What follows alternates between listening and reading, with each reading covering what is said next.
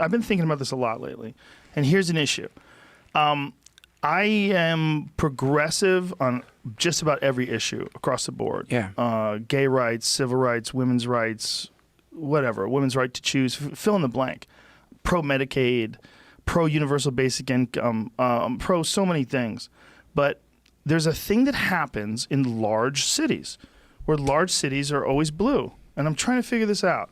Because like New York, and I used to think it's because they're educated, you know, and educated people are more likely to be compassionate, and compassionate people are more likely to be Democrats. But there's a balance that has to be achieved. And when the shit hits the fan, you need law and order.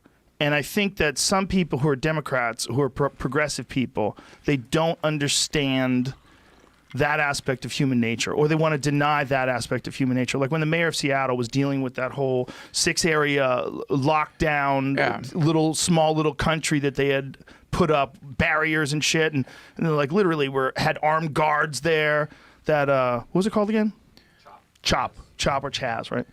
The mayor said maybe this is our summer of love. Like, no, it's not the summer of love. Some people took over other people's businesses with force. Like, just because they think the way you think, or they subscribe to liberal ideas like you're a liberal too. So this is like your gang of thugs that you have to support when they take over other people's businesses. No, we have to be able to call out everybody. And just because somebody is on your side, you can't let them take over city blocks and just institute their own government and then say it's the summer of love. This is crazy talk. And this is how gets cities destroyed. And this is what gets the police defunded. And this what gets people saying crazy things. Like we need to disband, release everyone from prison, and no more prisons, and no more laws, and no more police. And like, no. The way things go well is you have to be safe. The only way you're safe is if you have a strong military and a strong police force. And there's something about liberals that don't want to believe that. They see the bad cops, they see these videos, and we all agree, we got to get rid of bad cops. They got to reform the police. They have to. But those are not all the cops. That's crazy. You just only see the bad. No one's filming excellent interactions with friendly cops and compliant people. That's not what you're filming. Not going to get a lot of YouTube downloads. Views, but that's the majority of these interactions. But we have this distorted perception based on what we're exposed to, which is viral videos of cops being cunts.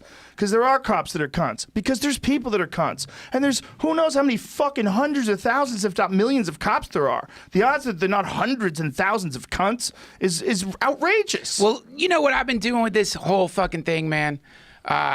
Because because you know me, the way my mind goes is not going to be like red state consciousness when it comes to that shit. Because when I saw that autonomous zone pop up, I'm like, let's do it, baby!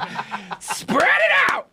Come on! But what did you think would be good? What could have come of that? Well, I mean, the history of America is this beautiful yet somewhat like there's a mania, a utopian mania in the heart of, I think, the American spirit, which is like Americans identify with this. It's, you know, and George Carlin did a great job of desiccating it by saying it's called the American dream because you got to be asleep to believe it. I love that joke. Yeah. But I love the American dream. And what's so beautiful about it is it's this idea of like, I think together we can do something new that's going to be better than anything that happened before. And from that spirit, you get all great innovation that goes across all political ideologies, right? So to me, you know, and they always call it, I've always loved that they call it the American experiment. I fucking love that, man, because it's an experiment. It's like, let's see what we could do here together. And for an experiment to work, we need to be able to look at what didn't work in the experiment and improve upon it. Now, that being said, it's like, for me, I've been trying to like pull myself out of the, even though I identify as a progressive, I'm going to vote Democrat. That's just what I'm going to do. But that being said, I try to pull myself out of that because I don't want to be cubbyholed, man. And I have a lot of friends who are like hardcore conservatives. And I know that there is this idea, and I think a lot of the idea gets perpetrated by people who are into tribalism, blue, red. Mm-hmm. And so the blue people, they propagate a conceptualization of the red people, which is kind of what you said. Well, they're not compassionate. Yeah. It's like, shut the fuck up. Ridiculous. Get the fuck out of here. These are some of the most compassionate people I've ever met in my fucking life. They would die.